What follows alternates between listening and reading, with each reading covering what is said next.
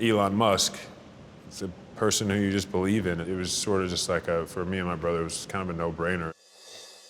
Your brother Taylor, tell about when you guys as kids were on the bleachers and he convinced you to jump off like 10 feet. For some reason, like the big pole vaulting mats that you fall onto were in the gym that day. So we pushed him down, we pushed him by the bleachers and we would climb up to the top of the bleachers and jump down. And one of us was like, hey, let's have a race, see who can get up and down 3 times the fastest. So I climb up to the top and kind of jump to the top and go to push off, and sock just, and I just completely missed the mat. And I get up and I'm checking my legs and they're fine. And I move my wrist and it hurts so bad. I didn't tell anybody for a day and a half. And then finally, my mom, I think, noticed that I couldn't do anything with my right hand or my left hand. And she was like, all right, we got to go to the hospital.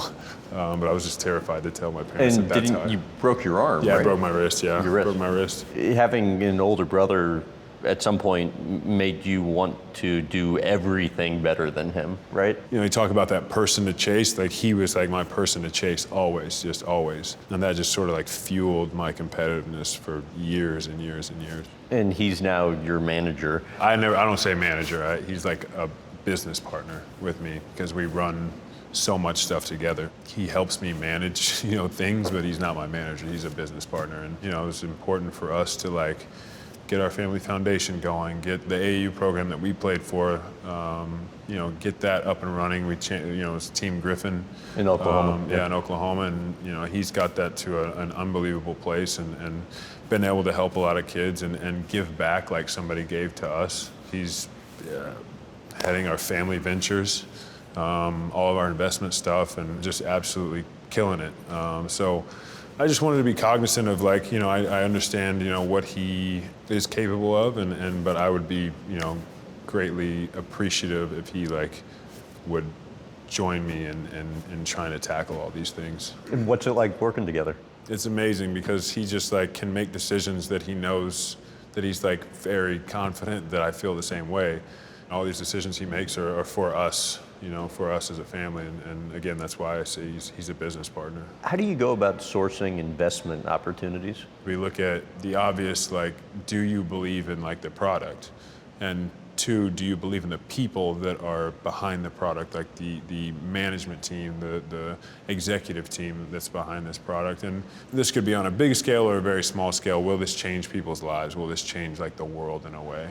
There's a lot to it, but I also have really come to enjoy it because it's you just learn about what else is happening, who's pushing the envelope, who's has this idea, or what could possibly be next. How did SpaceX come about? That came through Patrick Company, who we've worked closely with, and my brother now.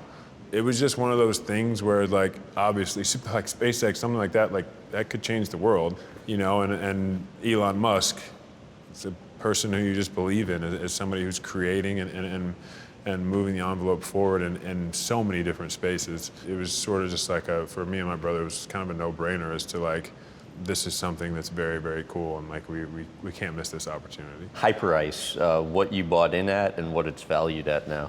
I just did a sweat equity deal with Hyperice. I was always icing my knees, ice was huge, or is huge, especially when it first came into the league, and I was looking for a better way to do that on my own or more efficiently. I thought it was a really cool idea. Anthony Katz, the founder, was just a really interesting guy who's just kind of forward thinking. And I remember we were sitting, after a couple of years, we were sitting in Vegas at USA Basketball, and we went to dinner, and I was I use this machine before every game. It'd be cool if you could do a better version of that. And then 4 years later, 5 years later, he came out with one, and they've just gotten better and better and better and better.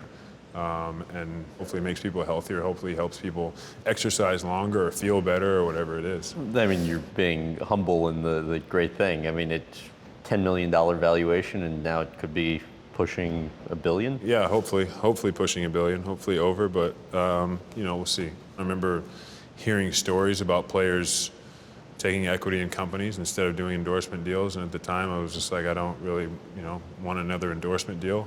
I'd love to have equity in this thing that I think is cool, and never imagined in a million years that it would get to this point. But was obviously you're always hopeful when you take equity in something that it would, but it's been cool, and it's kind of opened my eyes to the investment world. And what about real estate? We've done a decent amount of real estate, both actually commercial and residential. What do you enjoy more? I think, like, I love how, like, I watch like HGTV sometimes. So me personally, I find residential real estate really interesting.